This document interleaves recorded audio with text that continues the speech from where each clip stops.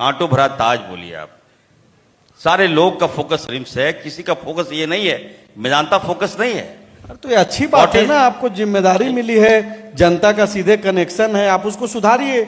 आप रिम्स 2 की तरफ जा रहे हैं मंत्री जी, लेकिन आप ये बताइए कि जो मौजूदा व्यवस्था है अभी उसी को क्यों नहीं सुधारा जा सकता है? क्या इंतजार किया जाए कि रिम्स 2 बन जाएगा तब जाकर के स्वास्थ्य व्यवस्था बहाल होगी?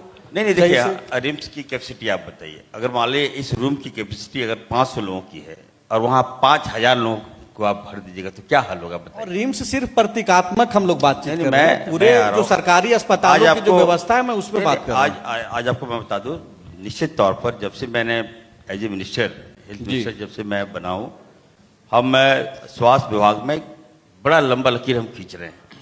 आपको मैं बता दूं, मैं गया था अहमदाबाद, सारे डॉक्टर्स के सेमिनार में हम गए थे वहां पर, और झारखंड के डॉक्टर्स के साथ मेरी मीट हुई वहां पर। हमने बुलाया वहां पर, तो करीब 200-300 डॉक्टर्स आए थे। महाराष्ट्र से भी कुछ डॉक्टर्स आए थे और अहमदाबाद आसपास सारे एरिया से डॉक्टर्स के साथ मेरी मीटिंग हुई। हमने पूछा उनसे कि आप लोग कहाँ से पास आउट हो भाई? तो कहा कि सर हम लोग झारखंड से पढ़े हैं। तो अब बोले झारखंड में आपने सेवा क्यों नहीं दी भाई आप लोगों ने? तो कहा क्या मालूम है आप, बहुत डीपली मैंने चर्चाएं की उनके साथ।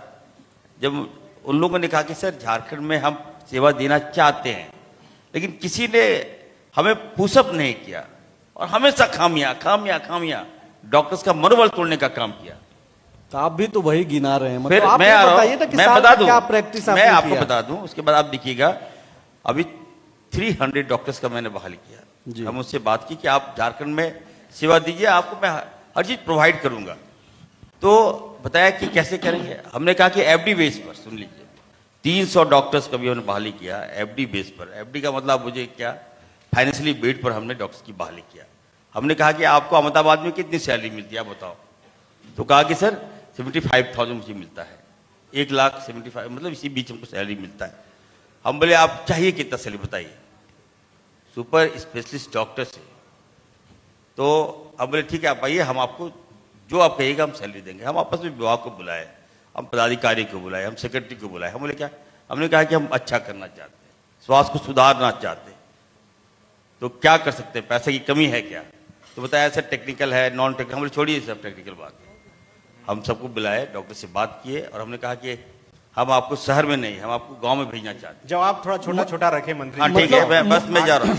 तो मैं डॉक्टर्स को बुलाया और मैंने कहा कि मैं आपको गांव में भेजूंगा। आदिवासी एरिया है ये, झारखंड आदिवासियों के लिए लिया गया, मूलवासियों के लिए लिया गया, आपको इलाज करना होगा।